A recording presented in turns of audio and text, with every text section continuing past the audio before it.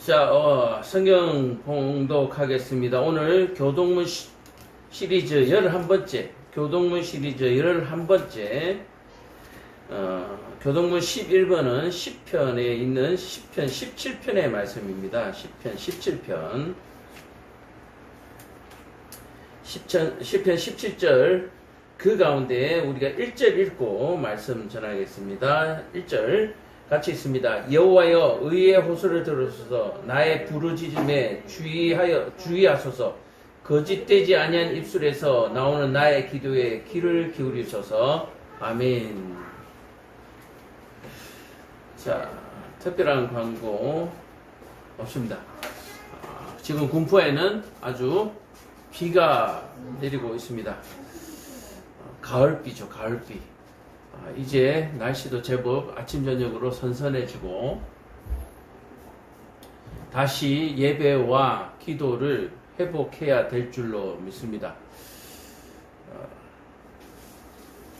농사를 지으시는 분들에게는 별로 가을비가 반갑지 않다고 그래요.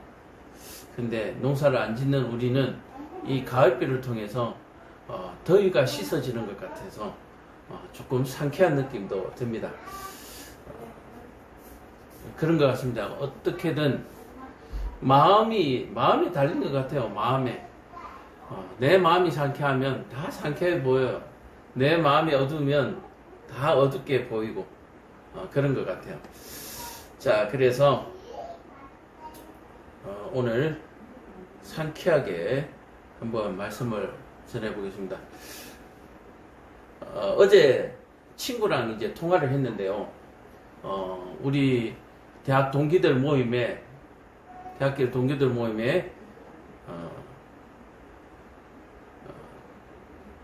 초상이 하나 났어요. 초상이 한 친구가 났는데, 그래서 조의금을 보내면서 전화 통화를 한 통화 했는데, 가끔씩 제 밴드에 들어오는 친구예요. 초상을 만난 친구는 아니고 가끔씩 제 밴드에 들어오는 친구인데, 야, 좀 웃으면서 설교해라 그러더라고요. 가끔씩 보나봐요. 한 번도 안 들어오는 줄 알았는데 가끔씩 보나봐요. 웃으면서 설교하래요. 너무 인상 쓰고 하니까 좀 보기가 안 좋더라 그러면서. 그래서 그런가. 그래서 제가 힘들어서 인상이 써지나 그러고 말았는데, 또 그런 것도 있어요. 이 하나님의 말씀이 너무 우리에게 꼭 필요한 말씀이잖아요. 그러니까 진지하다 보니까 인상이 무거운 것 같아요. 표정이 무거운 것 같아요. 하다 보면 이게 웃으면서 전할 얘기는 또 아닌 것 같고요. 그래서 표정 관리가 좀 애매하긴 합니다. 그래서 저 딴에는 진지한 표정입니다. 화를 내는 표정도 아니고 또 짜증내는 표정도 아니고 진지한 표정.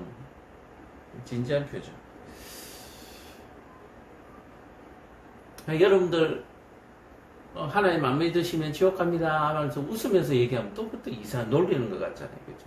이게 참 표정 관리가 어려워요. 어쨌든 밝게 한번 전해 보도록 하겠습니다. 여러분들의 마음이 밝으면 제 표정도 밝게 보일 줄로 믿습니다. 자, 오늘 교동문 시리즈 11번째. 이제 교동문 시리즈를 하다 보니까 이제 조금은 감이 오시는 분들이 있을 거예요. 교동문 시리즈를 왜 시작했습니까? 주일날 하는 예배 가운데 교동문을 교독을 한단 말이에요. 근데 이걸 왜 하는지도 모르고 그냥 따라서 같이 왔다 갔다 그렇게 교독을 하는데,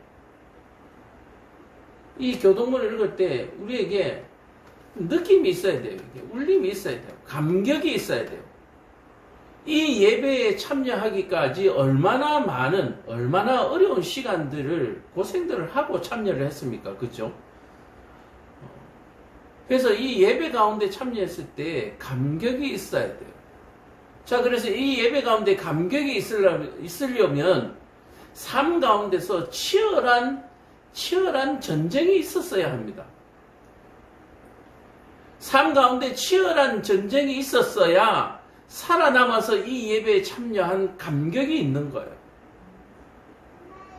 그리고 그 전쟁을 치열하게 치르는 분만이 그 치열한 전쟁 가운데서 인도하시고 구원해 내주신 그 여호와 하나님의 은혜가 또 떠오르게 되고 감사하게 되는 거예요. 그래서 치열한 삶을 살아보지 아니한 사람은 예배에 감격이 없어요. 아주 오래전에 들은 얘기지만 북한의 지하교회에 계신 분을 중국 쪽에서 만났대요. 그래서 같이 한국으로 가시겠냐라고 얘기를 했을 때 아니라고. 그러면 무엇을 도와주면 좋겠냐고 했더니 성경 한 권만 좀 달라고. 그 성경을 받아들고 감격하며 북한의 지하교회로 돌아가시는 분을 봤다는 그러한 선교사님의 말씀을 들은 적도 있어요. 또 어떤 분들은 그런 지하교회에서 목사님을, 북한에 목사가 없잖아요. 없는 지하교회들이 많아요. 계신지 안 계신지는 모르겠지만 저도 아직. 하여튼 그 분의 감정으로는 그분이 있는 어떤 지하교회는 목사님이 없대요. 그래서 목사님한테 그 축복 기도 한번 받아보는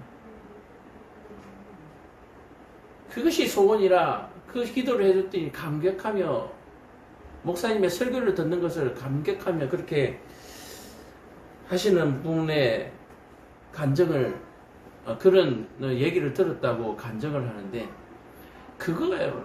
감격이 있어야 돼요. 이 감격은 뭡니까? 치열함이 있어야 되는 거예요. 치열함.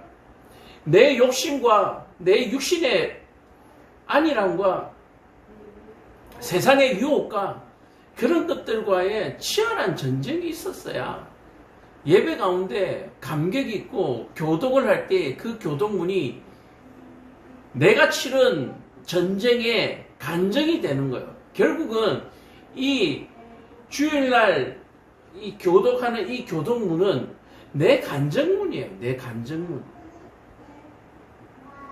이 간증문은 여러분들 간증회 가봤지만 어떻습니까? 주로 간증은 내가 만난 하나님을 자랑하는 거죠. 내가 이렇게 하나님 만났다고 자랑하기도 하고 내가 그렇게 어려운 상황에 구원받았음을 감격하게 하나도 보잘것없는 내가 그분에게 구원을 받았다는 그런 감격. 우리가 간증회에서 느끼는 부분이 그런 거잖아요. 마찬가지로 우리가 주일날 하는 이 교독문은 내 간증문이에요. 내 간증문. 그렇다면 여러 가지가 교차가 되죠. 나의 자랑, 나의 감격, 나의 감사. 이것이 여기에 녹아 있어야 돼요. 구약의 시대에 제사를 지낼 때에 양을 잡고 소를 잡아서 그 소나 양의 머리에 손을 얹고 안수를 하잖아요. 그 안수가 뭐였습니까? 내 죄가 짐승에게로 전가되어지는 과정이잖아요.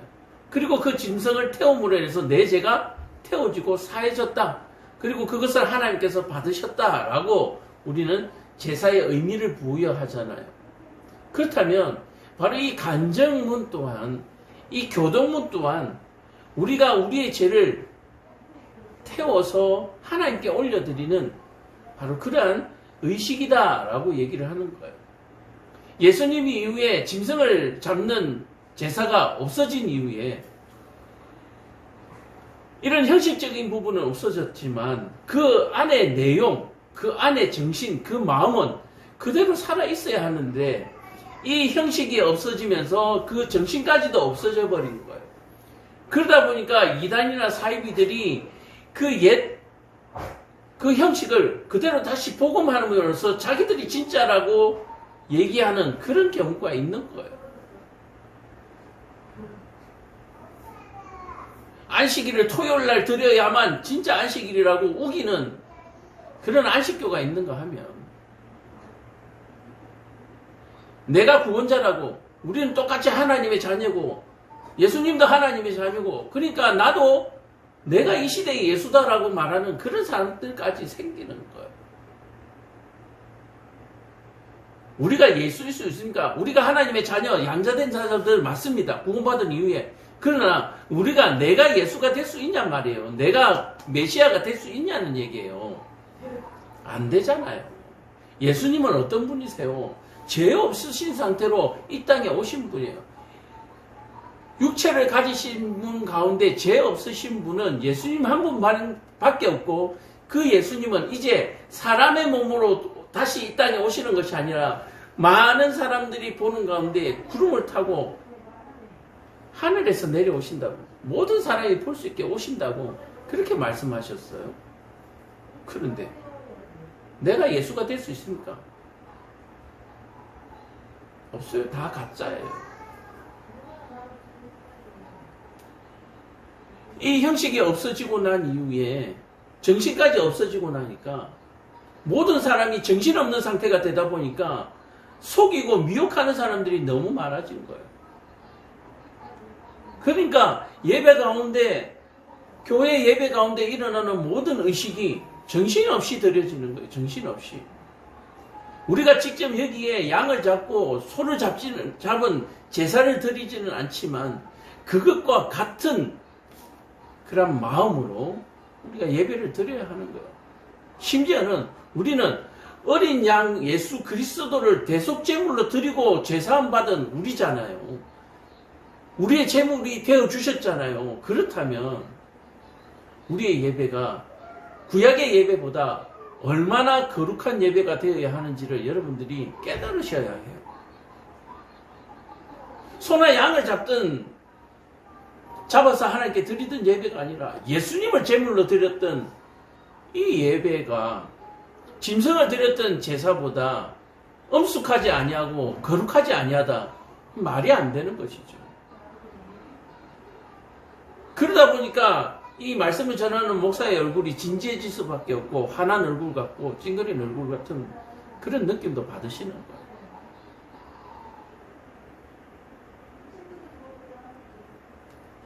자, 그래서 인상 쓰지 말라고 한 친구를 뭐라 하는 것이 아니고, 그 친구는 너무나 그 마음에, 저를 생각하는 마음이 너무나 간절한 친구이기 때문에 맞아요. 그 말도 맞아요. 어쨌든 그것과 별개로 지금 말씀드리는 거예요. 우리가 드리는 예배를 그냥 보통 예배로 드리시면 안 돼요.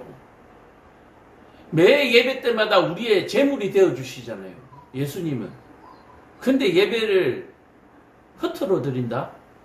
교동문을 아무 의미 없이 그냥 중얼중얼 책을 읽는다? 글을 읽는다? 말이 안 되는 거죠. 그 시간 낭비예요. 또 예배 드리면서 헌금했죠. 돈 낭비예요. 돈 낭비.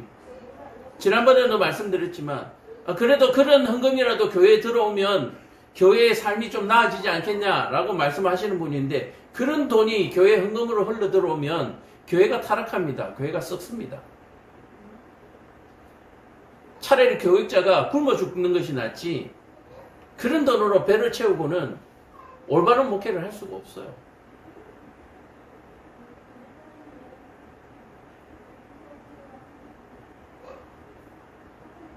구약에 제사를 지낼 때 보면 제사장에게 주어지는 몫이 따로 있습니다. 그 예물은, 그 제물은, 제사장에 주어지는 제물은 거룩한 제물이에요. 거룩한 제물. 왜요? 예배를 드리는 제사장이 거룩을 잃어버리면 하나님의 말씀을 대언하는, 하나님께 대신 속죄를 드리는 제사장이 죄가 있는데 어떻게 그 제사가 온전하게 될 수 있겠냐. 그런 의미에서 제사장 몫으로 주어지는 그 제물들은 거룩한 제물입니다. 도적질한 제물, 그런 제물을 교회에 드린다면 그 교회는 썩을 수밖에 없어요. 통장의 잔고가 그 교회를 가늠하는 것이 아닙니다. 교회 성도 숫자가 교회를 가늠하는 것이 아닙니다.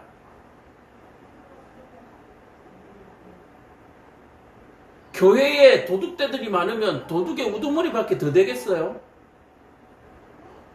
교회에 도둑질한 물건들이 쌓이면은 그건 뭐예요, 그게?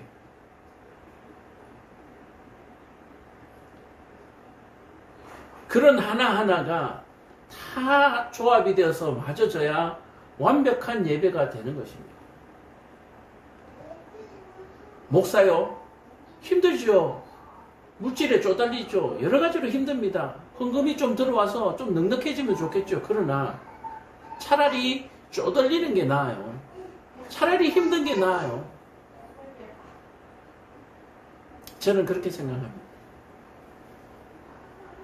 자, 그래서 이 교동문을 시리즈를 시작하면서 너무너무 저도 반성을 하고 은혜를 받고 있습니다.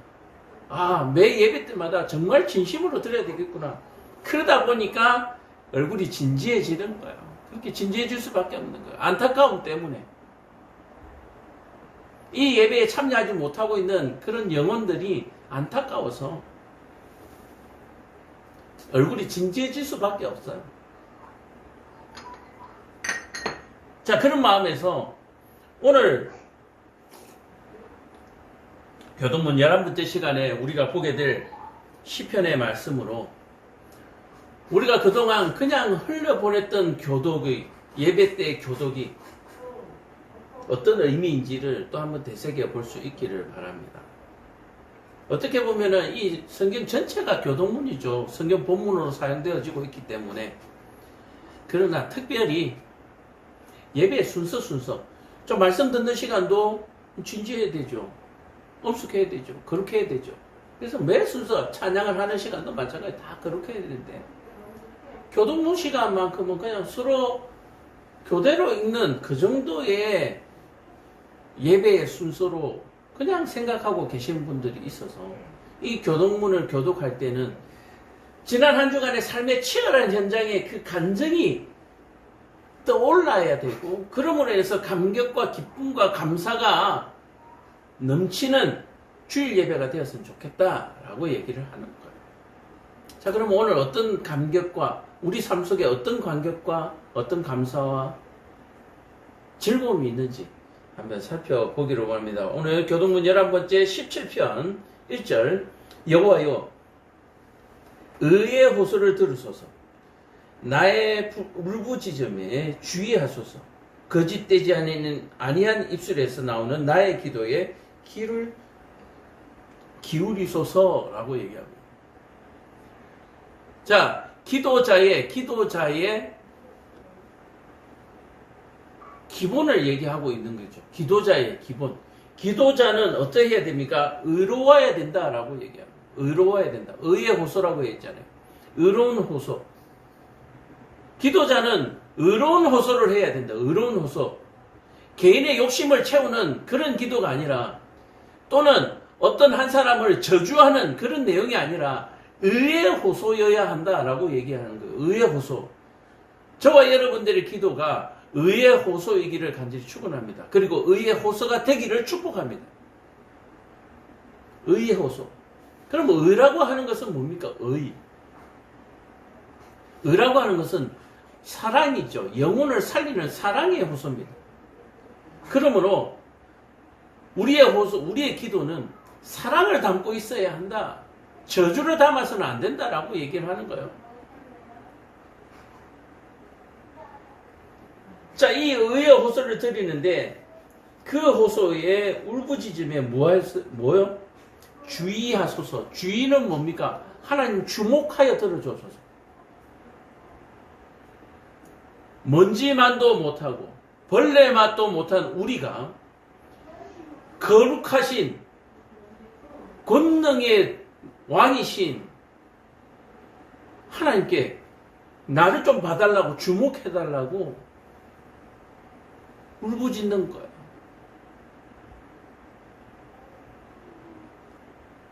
그렇다면 여호와 하나님은 어떤 분이라는 얘기예요? 그런 먼지와 같은 존재까지도 뭐 하시는 분이요? 봐주시는 분이라는 얘기예요. 사랑하시는 분이라는 얘기입니다. 그래서 이 본문을 통해서 기도자는 어떻게 해야 하는가? 보고 있으면서 또 한편으로는 그 기도를 받으시는 여호와는 어떤 분이신가를 우리가 볼 수가 있는 거예요. 자, 우리는 간혹 이런 생각을 하죠. 어떤 사람에게 부탁을 할 때 그 사람과 굉장히 친밀하고 가까우면 그 얘기를 더 잘 들어준다는 게 우리 일반적인 그냥 우리 일상 속에서의 일어나는 통념이잖아요. 대통령이 있어요. 대통령의 와이프가 얘기하면 대통령이 더 말을 잘 들어주겠죠. 대통령의 친족이 대통령이 얘기하면 대통령이 더 잘 들어주겠죠. 이게 우리 일반적인 통념이잖아요. 그래서 그런 것들을 비리라고 얘기를 하잖아요. 근데 여호와 하나님께서는 어떠신 분요? 의로운 자의 호소를 들으시는 분이라요. 의로운 자. 의로운 자의 기도는 하나님이 하나도 빠짐없이 다 들으시는 분이라는 얘기예요. 의로운 자. 하나님에게는 가까운 자가 아닙니다. 소위 말해서 12제자인 베드로, 제일 수석 제자인 베드로의 말은 잘 들어주시고 일반인 이정훈 목사의 기도는 안 들어주시는 그런 게 아니에요. 그러다 보니까 뭐 베드로의 이름으로도 기도하고 마리아의 이름으로도 기도하고 엉망진창이 되는 거예요. 하나님은 그런 분 아니란 얘기예요. 간혹가다 그런 얘기합니다. 기도를 부탁합니다. 기도를 부탁하는 것은요, 그 사람의 기도를 더 잘 들어주시기 때문에 그 사람에게 부탁하는 것이 아니라 내가 현재 마음이 흔들리고 중심이 잡히지 아니하고 불안하여서 기도에 집중을 할 수 없기 때문에 평소에 흔들림 없이 기도 생활을 하시는 분에게 기도를 부탁할 뿐이에요. 이해가 하세요? 그 사람이 기도 하나님이 더 잘 들어주시기 때문에 그런 게 아니에요. 내가 그 사람에게 기도를 부탁하면서 그 사람이 기도할 때 내가 기도하는 것처럼 하나님께서 뭐 해주신다? 여겨주신다라고 얘기를 하는 거예요. 제사장이 회개를 하러 오는 사람의 기도를 받아서 하나님께 대신 고하잖아요. 왜 그렇습니까? 죄인이기 때문에 거룩하지 아니하기 때문에 그 죄를 거룩한 제사장이 대신 가서 전해주고 그 죄가 제사장의 죄가 사해지는 것이 아니라 그 죄를 의뢰한 제사를 드리는 사람의 죄가 사해지잖아요. 그 개념을 여러분들이 꼭 기억하시기를 바랍니다. 내가 지금 불안하고 믿음과 신뢰가 떨어지고 또 육체적으로 연약해지고 그러므로 인하여 하나님 앞에 내가 지금 거룩하지 못한 상태다. 그래서 하나님 앞에 대신 기도를 부탁하는 것이지 결국은 자기가 하는 것과 똑같은 거야. 그 사람의 영빨이 아니에요. 영빨이.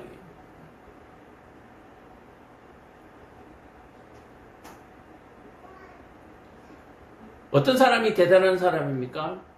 오늘 이와 같이 간절한 기도, 내 육신이 지금 위급한 상황이, 내가 질병 중에 중병 중에 있는 가운데서도 흔들림 없이 여호와를 바라보는 바로 그 기도. 그런 기도를 우리는 대단한 사람이라고 얘기를 하는 거예요. 오히려 그런 사람이 영빨이 있다라고 얘기하는 거예요.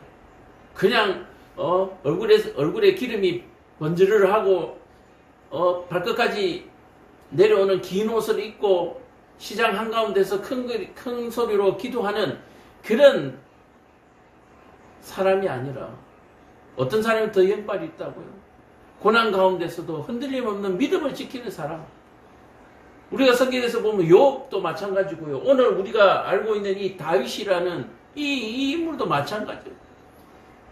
자기의 목숨이 풍전등화와 같이 위급한 상황에서도 하나님 앞에 그 믿음이 흔들리지 아니하는 그게 우리가 말하는 영빨이 있는 거예요. 다윗은 어떻습니까? 자신의 생명이 위급한 가운데 그리고 누구에게 대신 기도를 의뢰할 수 없는 오로지 자신밖에 기도할 수 없는 상태에서 하나님께 의뢰할 수 있는 상황. 이런 상황이죠. 이런 상황에 하나님께서 들으시는 상황이잖아요. 근데 야, 나 오늘 바빠서 주일 예배 못 가니까 네가 내 대신 가서 예배 좀 드리고 와.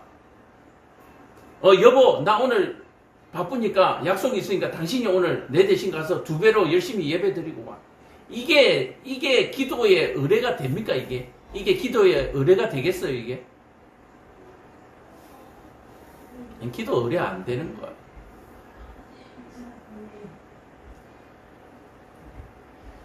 거짓되지 아니한 입술에서 나오는 나의 기도에 귀를 기울이소서. 기도에는 한 채 거짓도 있어서는 안 되는 거예요. 기도한 것은 반드시 지켜야 하는 것입니다. 기도에는 반드시 그 필요가 거짓되지 않아야 합니다. 왜 그 기도가 필요한지를 분명히 알아야 하는 거예요. 그렇지 아니하면 중언부언하는 기도가 되는 거예요. 가끔씩 기도의 중심을 잃으신 분들이 있습니다. 기도와 정반대의 기도를 할 때가 있어요. 나에게 지금 필요한 것이 무엇일까? 여호와를 바라보는, 여호와 앞에 중심을 잡고 바로 서는 그 기도가 우리의 최선이 되고 최우선이 되어야 된다라고 하는 사실을 여러분들 꼭 기억하시길 바랍니다. 기울어져 있는 물잔에 아무리 물을 많이 부어도 그 잔을 채울 수가 없어요.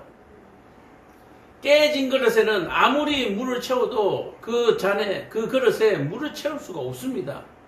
먼저 깨진 그릇을 온전하게 수리해야 되는 거예요. 기울어진 잔을 올바로 세워야 되는 거예요.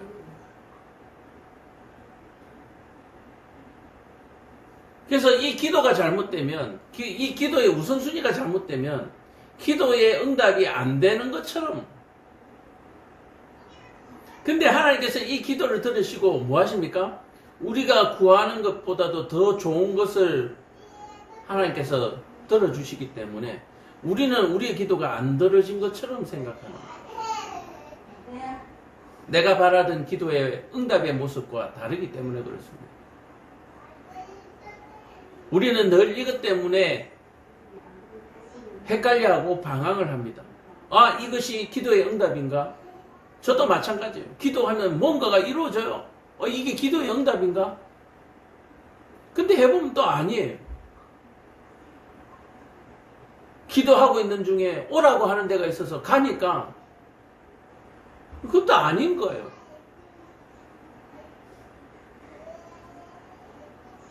순간 방황을 합니다. 뭐 이게 뭐지? 오라고 해서 갔는데도 아니고 가라고 해서 갔는데도 아니고.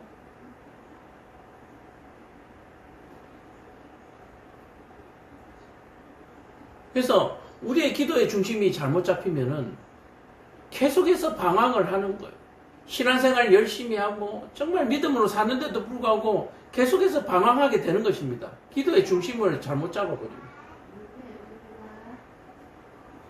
그래서 요즘은 그 말씀이 더 생각나요. 아브라함이 조카 롯을 구하러 갈 때 의인 50이면 어떠냐, 40이면 어떠냐, 30이면 어떠냐, 왜 그렇게 자꾸 물었을까 하는 거기에 지금은 조금 해답을 얻는 것 같아요. 그렇게 어려운 거예요. 우리가 그렇게 명석한 존재들이 아니에요. 우리가 그렇게 명석한 존재들이 아니에요. 그냥 한 번에 딱 아하 그런 게 없어요. 그런 게 없더라고요.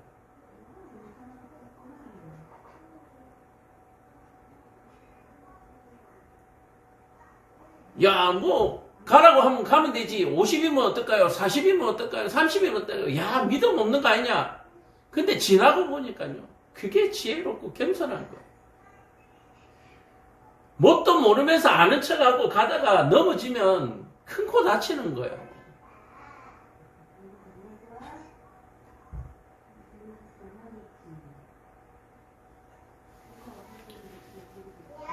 개척의 길이 쉬운 줄 알고 막 달리다가 큰 코 다치고 있잖아요, 지금. 쉽지 않아요. 오늘 이와 같이 기도하는 자의 기도의 마음은 이와 같아야 하고, 그런 자의 기도를 들으시는 하나님의 성품이 어떠한가를 우리가 분명히 알고 시작해야 한다라고 얘기하는 거예요. 하나님은 어떤 호소를 들으세요? 의의 호소를 들으시는 분입니다. 그냥 막 부르짖는다고 들어주시는 분이 아니에요. 그리고 작은 자의 아주 소자의 기도까지도 뭐 하시는 분? 주의하여 들으시는 분이 아니에요. 세상 사람들은 어떻습니까? 간단한 거는 대충대충, 잘 모르는 일은 밑에 사람 시켜서 야 네가 알아서 처리해. 그게 보통이잖아요. 근데 하나님은 친히 아주 작은 소자의 기도까지도 뭐 하시는 분이다? 주의하여 들으시는 분이다 라고 얘기하는 거예요. 그래서 그러한 분에게 기도할 때는 거짓된 입술로 뭐 해서는 안 된다? 기도해서는 안 된다 라고 오늘 다윗은 얘기하고 있습니다.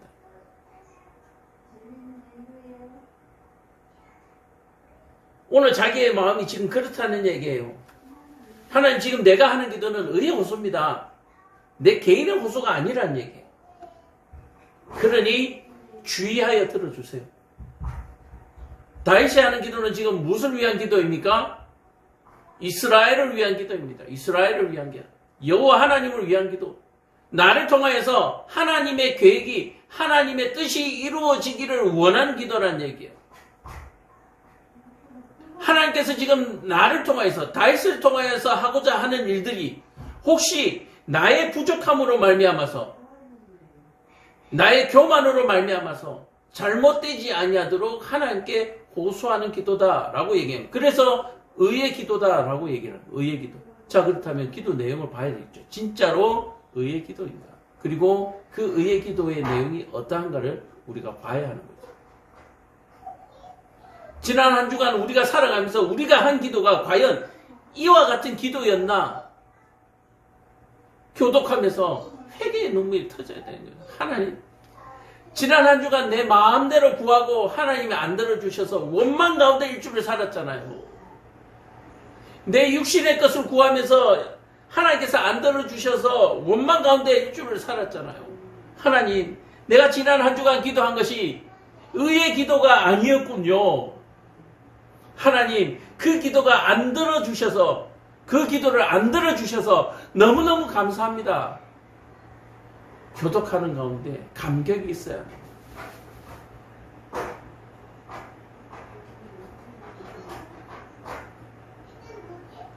이 절을 보면 주께서 나를 판단하시며 주의 눈으로 공평함을 살피소서. 내가 지금 이 하는 말이 하나님께서 주의하여 들으시고 뭐요? 하나님 판단하시라는 얘기예요.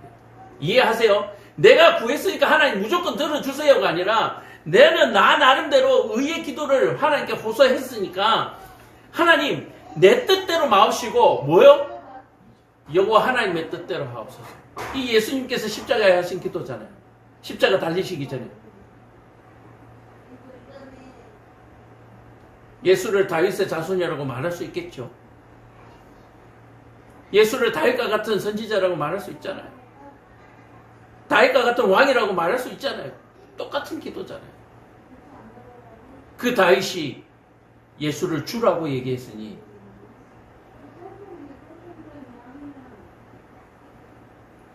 뭐 더 말할 필요도 없겠죠. 예수님께서 십자가에 달리시기 전에 한 기도와 똑같잖아요. 주께서 나를 판단하시며 주의 눈으로 공평을 살피소서. 내 뜻대로 마옵시고 주의 뜻대로 하옵소서. 내가 의의 호소를 하는데 귀를 기울이셔서 내 입술에 거짓이 하나도 없습니다 라고 얘기했지만 하나님 판단하소서. 그래서 우리가 마음 놓고 기도할 수 있는 거예요. 우리가 막 기도해도 하나님 판단하시니까. 하나님이 기도하는데요, 기도자의 마음을 기도자들 말대로 다 들어주시는 것 같으면은 이 세상이 어떻게 되겠습니까? 그러니까 내 기도가 지난 한 주간에 기도한 기도가 들어지지 않았다면 내 기도가 의의 호소가 아닐 수도 있고 또 하나님께서 지금 진행하고 계실 수도 있어요. 의의 호소였다면 하나님께서 지금 들으시고 진행하고 계시는 거예요. 그럼 우리는 뭐요? 기도 이후에는 뭐요? 기다리는 거죠. 기다리는 거. 기다리는 거. 우리는 기도해놓고 그 기다리지 못해서 쓰러지고 실족할 때가 너무나 많습니다. 기다리는 거예요. 이제 이 기다림이 어떤 기다림이냐, 어떻게 기다리느냐, 그것이 중요하겠죠.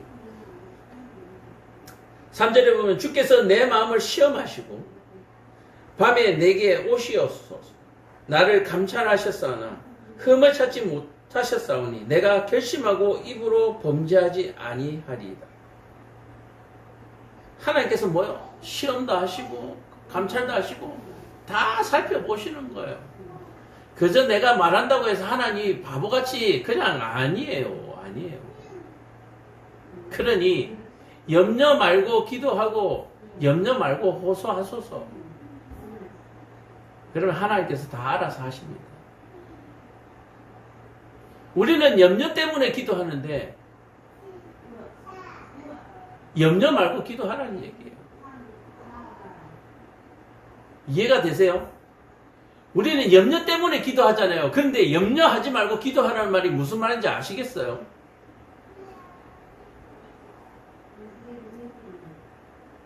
걱정하지 말라는 얘기예요. 걱정하지 말고 구하라는 얘기예요.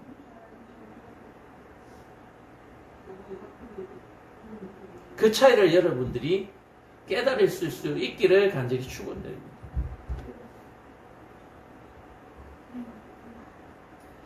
사람의 행사로 논하면 나는 주의 입술의 말씀을 따라 스스로 삼가서 포악한 자의 길을 가지 아니하였으며 나의 걸음이 주의 길을 굳게 지키고 실족하지 아니하였나이다. 하나님이여 내게 응답하시겠으므로 내가 불렀사오니 내게 귀를 기울여 내 말을 들으소서. 자, 기도자의 행실이 어떠해야 된다고요? 사람의 행사로 논하면 내가 사람으로서 어떻게 했냐면은 주의 입술의 말씀을 따라 스스로 삼가하고 그 길을 따라 걸었다라고요. 내가 율법을 준행하였다라고 얘기를 하고 있습니다. 우리는 율법을 대충대충 하잖아요. 율법은 하나님 나라에서 필요한 줄로 착각하고 있잖아요. 하나님이 우리에게 율법을 주신 이유는 이 험난한 세상에서 살아남으라고 주신 생명의 말씀인 줄로 여러분들 기억하시기를 바랍니다. 우리에게 주신 이 교도국의 말씀은, 교도문의 말씀은 우리에게 주신 창과 방패예요. 양날의 검이고 나의 걸음이 주의 길을 굳게 지키고 실족하지 아니하였나이다. 우리는 이걸 교만이라고 말할 수 있지만 이 정도로 내가 최선을 다했다는 얘기잖아요. 저와 여러분 가운데 혹시 이 말을 자신 있게 하실 분 있으세요? 예? 나의 걸음이 주의 길을 굳게 지키고 실족하지 아니하였다고 자신 있게 말할 수 있는 분이 있냐고요. 그러면 이 부분에 우리가 교독이 이루어질 때에 우리의 마음속에 어떤 마음이 생겨나겠습니까? 회개의 마음이죠. 그럼에도 불구하고 내가 오늘 이 자리에 와 있다라고 하는 그 자체에 감사해야죠. 감사. 이런 죄인을 여기까지 불러서 이 말씀을 듣고 회개하게 하시니 참으로 감사합니다. 교독하는 가운데 이런 망감이 막 교차되고 감격이 일어나야 되는 거예요.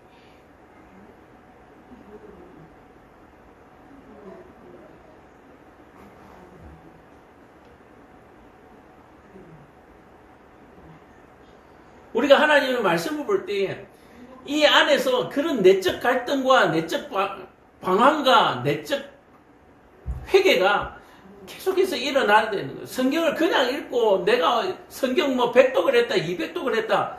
뭔 소용이 있어요, 그게. 그게 뭔 소용이 있냐고. 이 예배 가운데 또 집에서 어디에서나 말씀을 가까이 하고 읽는 가운데, 말씀을 보는 가운데 이런 내적 갈등과 내적 그 감동이 일어나야 돼. 아, 내가 이런 존재구나. 내가 이런 존재구나. 이런 존재를 하나님께서 뭐 한다? 나를 굽어 살펴보고 계신다라고 얘기하는 거예요. 항상 내 우편에 서 계신다라고 하는 거예요. 내 그늘이 되어 주신다라고 해요. 내게 그늘을 선물하시는 분이죠. 내게 내 오른편에 서 계시면서 항상 내게 그늘을 선물하시는 분. 이런 나에게, 이런 나 같은 버러지 같은 나에게, 다른 사람에게 한 번도 사랑을 베풀어 보지 못한 나에게 하나님은 나에게 사랑을 베풀어 주시는 거예요. 한 번도 대접받아 보지 못한 나에게 하나님께서 나를 대접하여 주시는 거예요.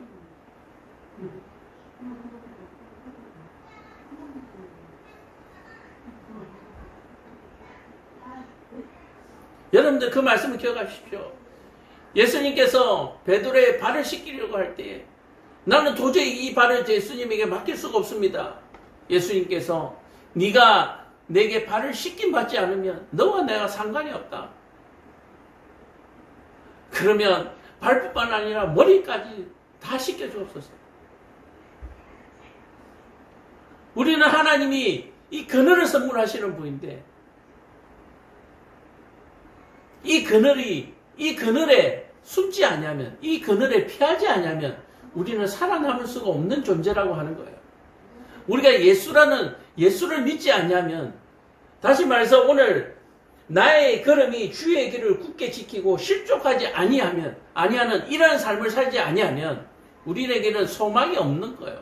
최후의 심판밖에 없습니다. 최후의 심판은 언제 일어납니까? 내가 살아있는 동안에 예수님 안 오니까 나는 최후 심판에 멸했다. 천만에요. 그냥 우리의 육신의 죽음이 심판이에요. 육신의 죽음이 심판.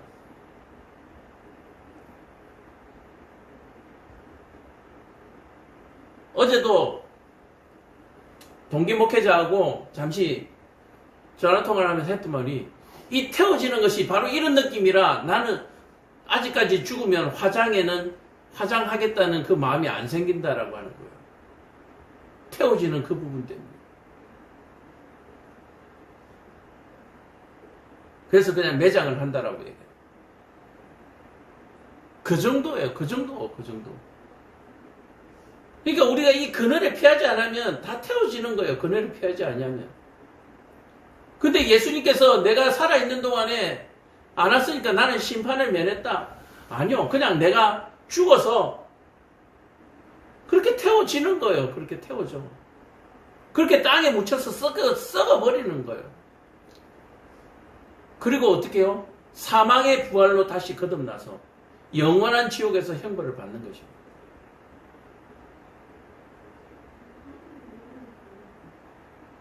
내가 살아있는 동안에 예수님 오겠나? 오면 더 좋죠. 오시면 더 좋죠. 근데 우리가 두려운 이유는 뭡니까? 과연 내가 그 심판을 통과할 수 있을까? 하나님이여 내게 응답하시겠으므로 내가 불렀사오니 내게 귀를 기울여 내 말을 들으소서. 이 뭡니까? 하나님이 하신 말씀을 내가 믿는다는 얘기예요. 하나님이 내 기도를 들으시고 응답할 것을 믿기 때문에 내가 기도하니 하나님 들으소서. 계속 돌림표죠. 되돌림표죠. 자, 시간이 지났으니까, 좀 많이 지났으니까 이런 식으로 우리가 읽어나가는데 7절 읽겠습니다. 죽게 피하는 자들을 일어나 치는 자들에게서 오른손으로 구원하시는 주여 주의 기이한 사랑을 나타내소서. 하나님께 피하는 자들을 하나님께서 그 오른손으로 구원하여 주신다. 오른손은 뭡니까? 강한 팔이죠. 이게 물론 요즘 왼손잡이도 있고 하지만 기본적으로 오른손이라고 하는 그 개념이 힘센 팔, 강한 팔의 의미를 가지고 있습니다. 오른손으로 구원, 주의 가장 강한 팔로 구원해 주시는,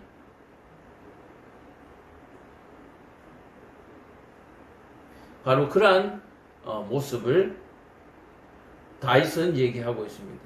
바로 그런 것을 기대하고 하나님께 구하니 하나님 귀 기울여 들으소서. 내가 지금 어떤 하나님의 강한 팔, 강한 구원이 필요한 상태다라고 얘기하는 거예요.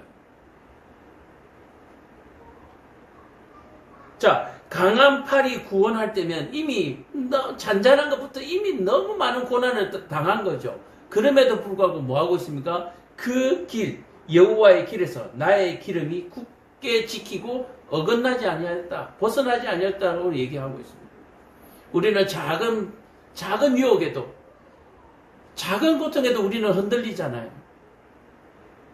작은 것에도. 멘탈이 약해가지고 작은 것에도 분노하고, 작은 것에도 성을 내고, 작은 것에도 주를 배신하잖아요.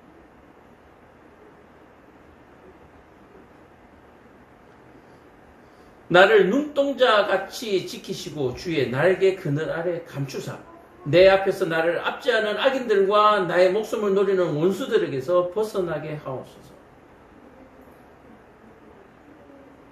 하나님이 나를 지켜보고 계시니까 나를 원수들의 눈동자 앞에서 치워주소서.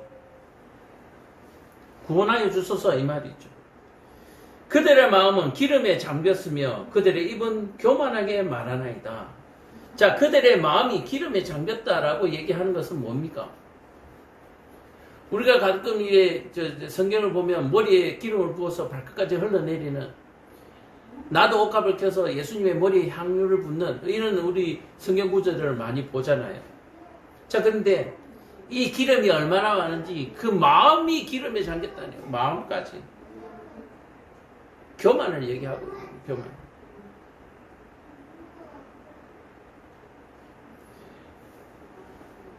이제 우리가 걸어가는 그것을 그들이 애워싸서 노려보고 땅에 넘어뜨리려 하나이다. 그들이 지금 교만하여져서 우리를 넘어뜨리러 가는 거예요. 다윗을 넘어뜨리러 갑니다. 그는 그 움켜진 것을 찢으려 하는 사자 같으며 은밀한 곳에 엎드린 젊은 사자 같다. 맹수들이 사냥을 하기 직전에 그 기다림, 그 반짝이는 눈을 얘기하고 있거든요. 그와 같이 나를 지금 죽이려고, 넘어뜨리려고 지금 내 눈앞에 있는 거예요. 그러니 하나님의 강한 그 팔이 그들 눈앞에서 치워주지 않으면 내가 그들의 눈길에서 뭐 할 수 없다? 피할 수가 없는 상태입니다. 풍전등화와 같은 상태라고 하는 거예요. 여호와여 일어나 그를 대항하여 넘어뜨리시고 주의 칼로 악인에게서 나의 영혼을 구원하소서. 악인에게서 나의 영혼을 구원하여 주옵소서.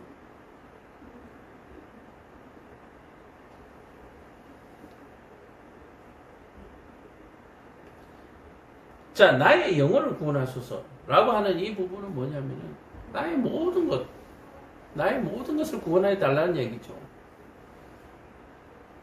여호와여 이 세상에 살아있는 동안 그들의 분깃을 받은 사람들에게서 주의 손으로 나를 구원하소서. 그들은 주의 재물로 배를 채우고 자녀로 만족하고 그들의 남은 산업을 그들의 어린아이들에게 물려주는 자들이다.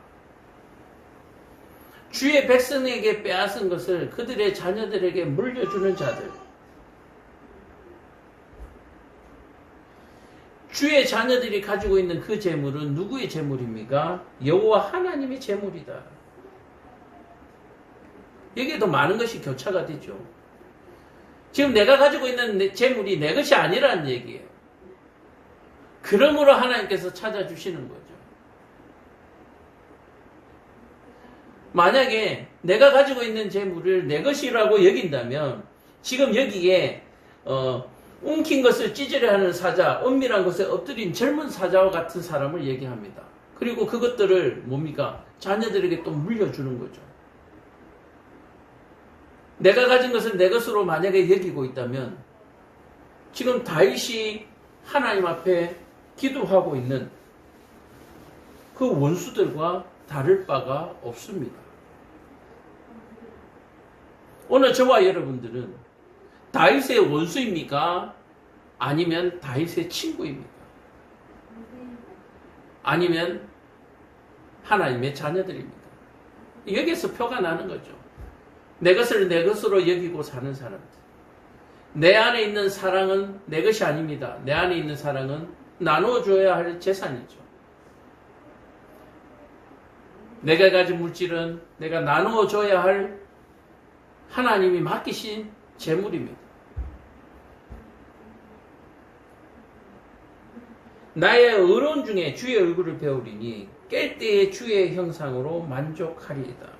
자, 여기에서 13절에 보면 악인에게서 나의 영혼을 구원해 달라고 얘기했잖아요. 바로 이 영혼을 구원함으로 말미암아 우리는 깰 때에 주의 형상으로 다시 거듭나게 되는 것이에요. 그래서 다윗이 지금 원하는 구원은 그저 생명을 살려달라고 얘기하는 것이 아니에요. 이 지옥과 같은 현실, 이 참담한 현실 속에서 내가 완전한 구원을 받기를 원하는 것입니다. 완전한 구원. 하나님 나라로의 구원. 이 구원의 부분은 앞으로 한번 다룰 때 구체적으로 다루고, 여기에서 구원을 다루자면 오늘 시간이 너무나 부족합니다. 그래서 이 다윗이 지금 움킨 것을 찢으며 삼키려고 하는 젊은 사자들의 그 눈동자 앞에 있는 이 다윗이 여호와 하나님께 부르짖는 이 호소는 그저 우리가 말하는 살려주세요가 아니에요. 살려주세요. 왜요? 이미 이 상황에 오기까지 너무 많은 고통을 당했기 때문에 다윗은 이것으로부터의 완전한 구원을 얘기하고 있습니다. 완전한 구원.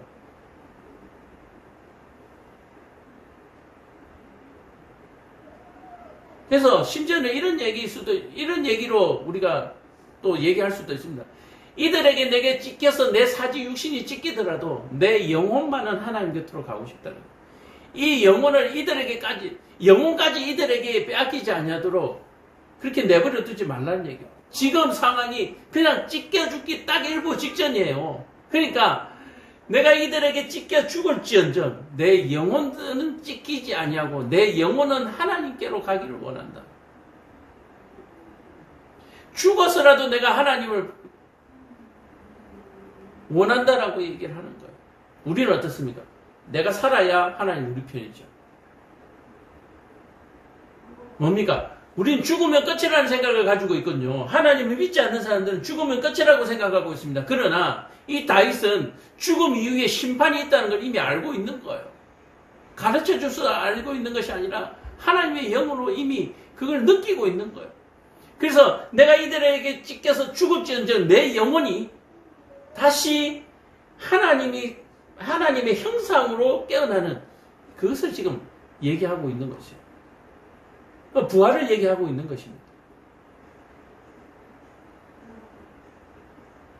오늘 저와 여러분들이 다윗이 하는 기도가 그저 힘들고 어려워서 그래서 하는 그런 우리의 일반적인 일상적인 기도라고 생각하시면 큰 오해예요. 그렇게 보기에는 너무 과장되잖아요. 그러나 이 다윗은 지금 바로 이 12절에서 말하고 있는 이런 상황 속에서도 뭐하고 있습니까? 여호와 하나님을 굳게 신뢰하고 있다.